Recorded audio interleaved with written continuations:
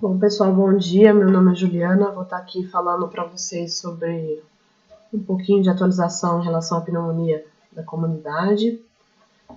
Gostaria de agradecer essa oportunidade de estar aqui falando com vocês aqui do Brasil. E muito bacana essa oportunidade de troca de informações aí de Moçambique para a gente, para o Brasil. Então, agradeço demais a oportunidade.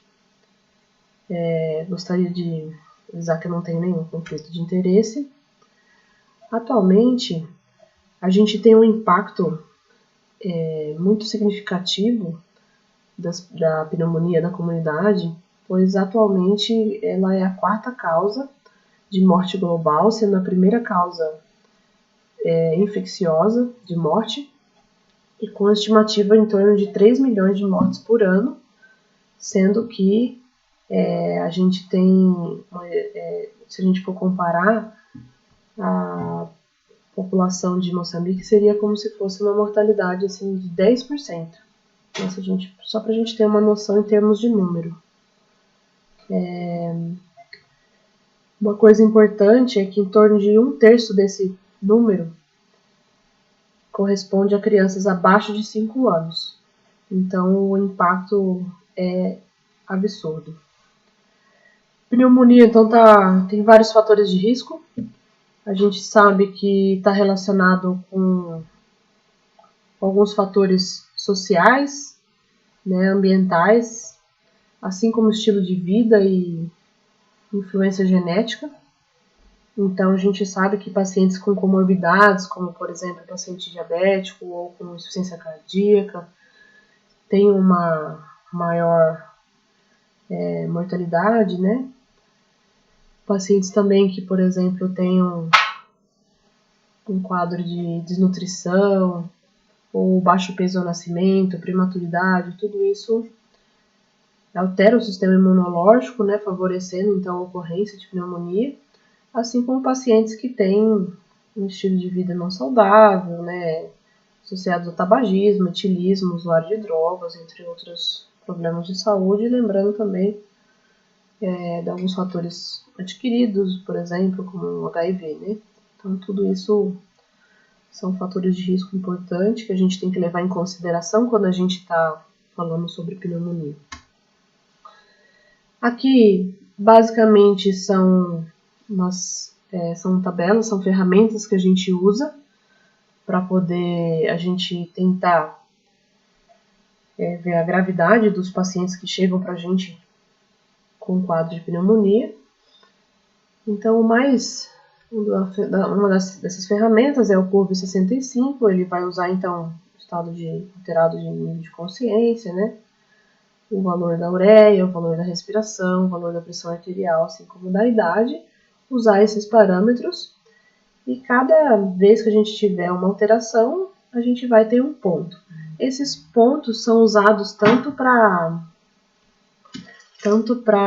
a gente direcionar o tratamento, né, no sentido de direcionar o melhor lugar de atendimento para esse paciente, como de direcionar a gente no sentido de mortalidade.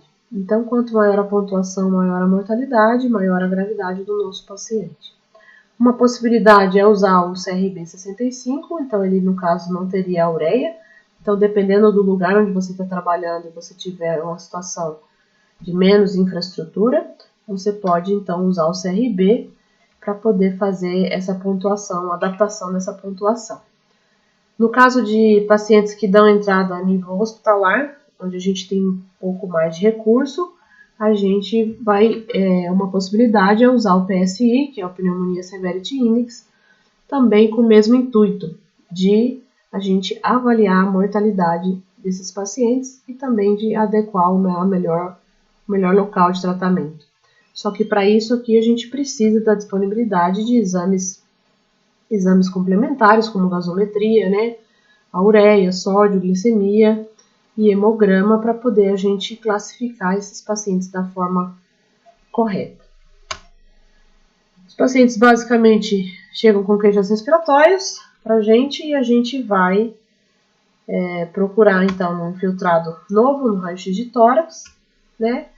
E devido à sua ampla disponibilidade e baixo custo, o raio-x é uma das ferramentas mais utilizadas no diagnóstico de pneumonia.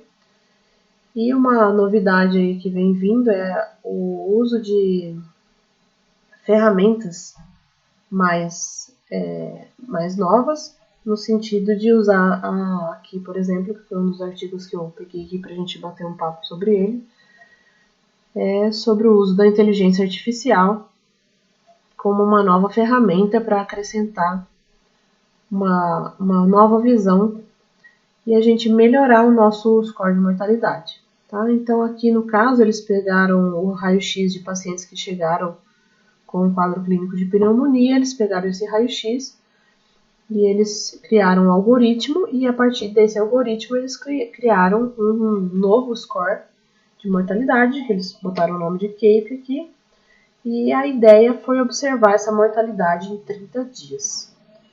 Tá?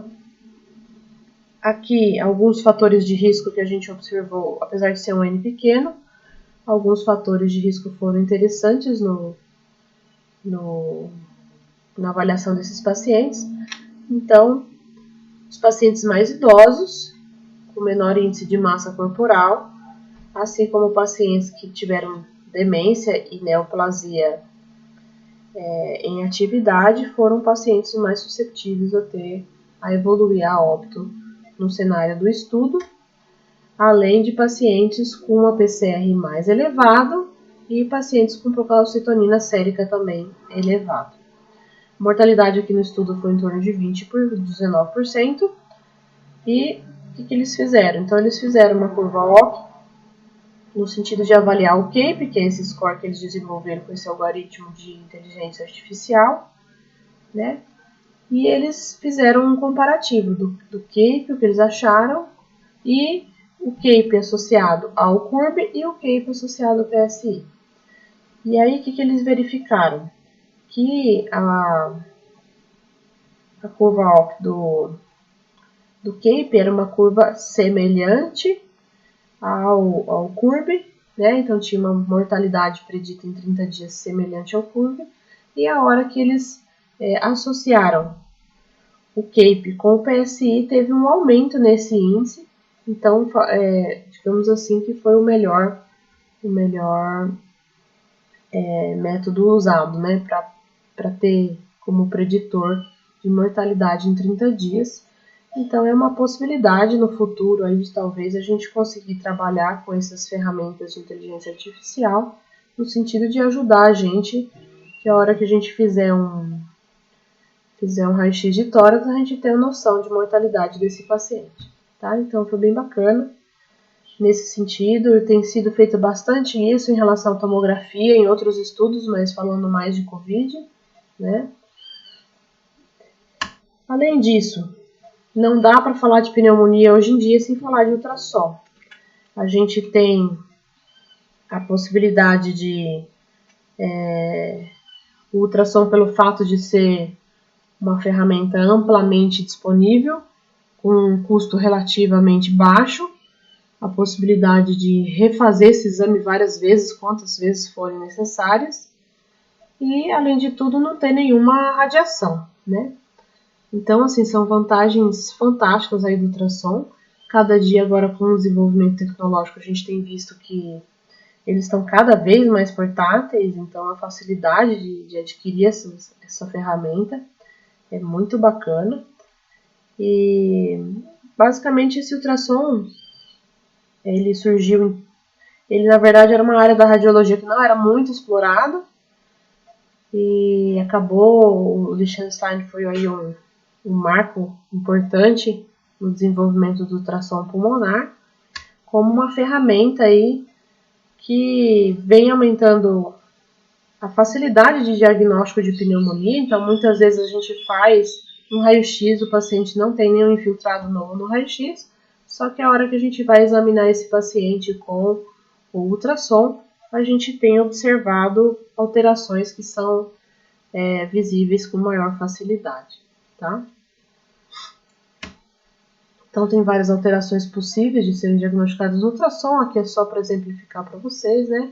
Então, assim, os espaços aéreos cheios de líquido e ficam com esse aspecto aqui mais hiperecóico. Tá? Uma sensibilidade assim, relativamente alta, né, especificidade, então assim, tem um bom valor diagnóstico. E assim, basicamente o gasto, apesar do aparelho, é de treinamento da equipe, né? Então assim, quanto mais usar, mais prática a gente vai ter, né, em relação a isso. Inclusive eu tive a oportunidade de trabalhar recentemente no UTI, onde o ultrassom era a rotina de exame físico dos pacientes. Muitas vezes a gente até via que o pessoal até deixava o estetoscópio de lado, de tanto que eles usavam o ultrassom. E assim, é uma ferramenta para conduta no sentido de diagnóstico diferencial, porque muitas vezes a gente ficava esperando um exame mais complexo, como por exemplo a tomografia, e às vezes esse paciente não tem condição clínica para ser transportado, né?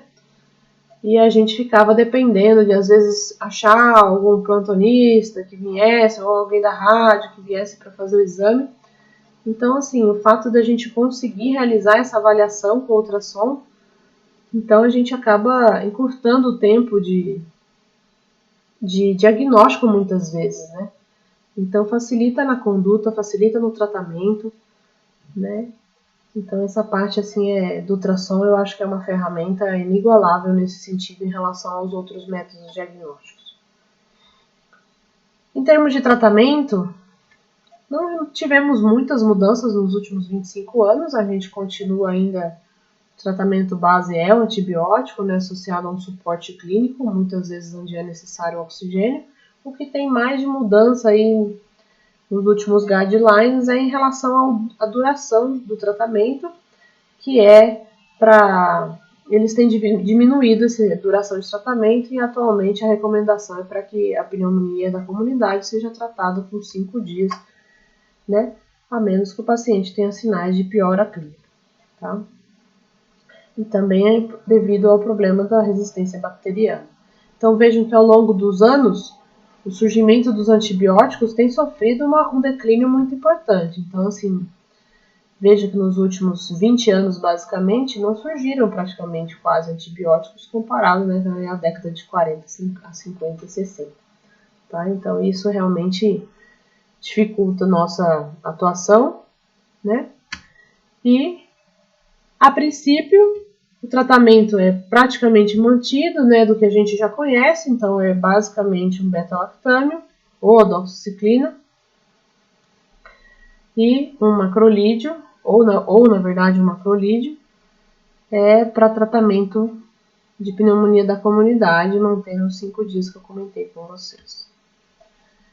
Para pacientes que têm comorbidades, né, pacientes que muitas vezes têm exposição prévia recente a antibiótico, então já são pacientes diferenciados nesse sentido, a recomendação é que seja mantido a combinação de terapia, né, na terapia combinada, geralmente beta-lactâmio, né, com inibidor de beta-lactamase associado a um macrolídeo. Tá? Outra opção seria uma monoterapia com a fluoroquinolona. Antigamente tinha uma recomendação, né, para paciente mesmo rígido, só que como possibilidade de tratamento, e acabava que era sendo usado mais, porque devido à posologia, facilidade de uso, né, uma vez por dia, facilita a aderência do tratamento, especialmente com pacientes, às vezes, em situações sociais mais complicadas. Só que, devido aos últimos efeitos colaterais que têm sido registrados, especialmente no FDA, que são efeitos colaterais graves, né, como ruptura de aneurisma de aorta, rupturas tendíneas, né, inclusive de tendão de Aquiles, essas fluoroquinolonas acabaram ficando restritas justamente para esses pacientes que têm comorbidades, né? Então, não estão já de primeira linha para o paciente que vem da comunidade e não tem nenhuma comorbidade associada. Então, aqui só para resumir, né? Então, a gente acabou ficando para os pacientes que não têm comorbidades, nem nenhum fator de risco para resistência bacteriana, amoxicilina, né? Seria o básico, ou doxiciclina, ou algum macrolídeo, se por acaso a gente tiver uma resistência de pneumococo abaixo de 25% no local onde a gente trabalha. Pacientes com comorbidades, então, a preferência é para terapia combinada, amoxicilina com clavulanato e macrolídeo, né, ou encefalosporina combinada com doxiciclina. A outra possibilidade, como eu comentei com vocês, é a quinolona respiratória, de acordo aqui com a Sociedade Respiratória Europeia, né, no último guideline de 2019. Falando um pouquinho de tratamento ainda, só para relembrar, os corticoides não estão recomendados de forma rotineira, né, nas pneumonias da comunidade. A exceção aqui a essa regra é o choque séptico refratário. Atenção à duração do tratamento, como eu falei antes, geralmente manter 5 dias de tratamento, a menos que o paciente tenha algum sinal clínico de piora. A resistência bacteriana, então, assim, é um problema de saúde que vem piorando ao longo dos anos. A gente tem uma mortalidade estimada aí de 5 milhões, né, associadas às infecções né, de bacterianas com resistência a antimicrobianos. Essa mortalidade vai variar bastante de acordo com o local, né? E aqui no caso a gente tem uma estimativa, por exemplo, para a África subsaariana aqui de 23 mortes a cada 100 mil pacientes, tá? Além disso, então, assim, esse problema de resistência bacteriana realmente é um problema. Aqui eu botei um exemplo de uma cultura, né, onde a gente chega a um extremo onde a nossa superbactéria aí é resistente a todos os antimicrobianos testados. Então, cada vez mais a gente tem que se preocupar com isso, e eu falo assim que poucas decisões na medicina impactam tanto a nossa comunidade como quando a gente escolhe um antimicrobiano, porque a gente vai tratar um paciente, mas o impacto desse tratamento não é só sobre aquele paciente, é sobre toda a comunidade. Então, é uma coisa que a gente tem que ter em mente. A gente tem basicamente em torno de 6 patógenos, que são os mais frequentes, né? Então, a gente tem são os mais frequentes nessa resistência antimicrobiana. E aqui um dos principais aqui que eu deixei aqui é o Staphylococcus aureus resistente à meticilina, né? O MRSA, que a gente fala. E tem outros também surgindo aí, o pneumococo resistente a macrolídeo também é outra opção bem frequente aí no nosso dia a dia. Conforme a gente vai tendo variações na região, a gente vai ter variações aí então na mortalidade, de acordo com a nossa localização.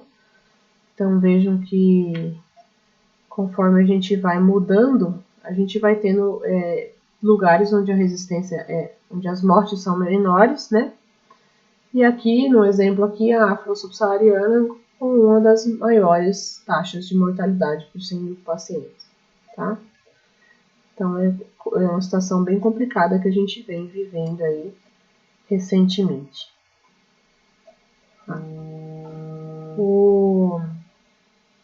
Além disso, a gente tem observado em várias regiões, então, como eu comentei para vocês, o Streptococcus pneumoniae, né, que é uma resistência aos macrolídeos. E a gente tem visto, como eu comentei com vocês, algumas certas localizações onde a taxa é mais alta e outras onde essa taxa de infecção é um pouco melhor, tá? Aqui no Brasil, a última que eu procurei aqui tem essa daqui relatada a nível de América Latina, né? Mas o último que eu peguei aqui do Brasil está em torno de uma prevalência em torno de 6%, tá? E de novas medicações, o que a gente tem visto é basicamente que o tratamento da pneumonia continua sendo empírico, porque o diagnóstico é muito falho. As técnicas que a gente utiliza para a gente identificar os patógenos realmente causadores da pneumonia não são factíveis muitas vezes, então a gente tem problemas sérios de contaminação das culturas também, então muitas vezes a gente acaba não recebendo o diagnóstico etiológico adequado nesses pacientes, tá? Além disso, a gente tem que os novos antibióticos que a gente tem no mercado são basicamente direcionados aos Staphylo aureus, né, resistente à ameticilina, e Streptococcus pneumoniae, que também vai ser um dos nossos focos aí, né, dos surgimentos dos últimos antibióticos aí. Aqui então para vocês alguns nomes aí, não sei se são novos ou não, mas a gente tem a lefamulina, que é um antibiótico, uma classe antibiótica nova, disponível tanto endovenoso como via oral, e tem um amplo espectro, tanto de gram positivo como gram negativo, só que o foco aqui então para o nosso MARSA, né, que é o Staphylo aureus resistente à ameticilina, e o pneumococo aqui, resistente então a macrolídeo, que é esse verdinho aqui que eu deixei para vocês marcado para ficar mais claro. A omodaciclina, que é uma tetraciclina, também disponível endovenosa e oral, também com atividade principalmente para o MARSA, tá? E para o pneumococo. As outras opções, a ceftarolina, que é uma cefalosporina já de quinta geração, disponível apenas endovenoso e também com uma atividade semelhante. E a delafloxacino, que é uma fluoroquinolona agora, e que além de ter atividade contra esses patógenos, tem também ele tem uma ação para gram negativo também, e incluindo aí a Pseudomonas aeruginosa, que vem também sendo um dos patógenos que vem dando bastante trabalho aí para quem trabalha com pacientes com pneumonia. Especialmente pacientes com comorbidades, que têm doenças estruturais, como por exemplo o DPLC ou doença fibrose cística, a Pseudomonas é um patógeno que a gente tem que levar em conta como um possível etiologia aí nesse tipo de paciente. Então são basicamente esses últimos quatro, esses 4 antibióticos mais recentes para a gente ter uma noção do que vem aí tendo de novas terapias disponíveis aí no mercado. Ainda pelo valor ainda são caros, e realmente é uma coisa que acaba sendo limitante nesse sentido, um fator financeiro, né? Tem alguns outros antibióticos que estão em desenvolvimento, alguns fase 2, fase 3, tá? Então a gente vai aguardar aí para as próximas classes aí, outros antibióticos aí disponíveis em um futuro não muito distante. Eu queria agradecer a oportunidade. Qualquer dúvida, eu estou à disposição. Deixei o e-mail aqui para vocês. E até breve, pessoal.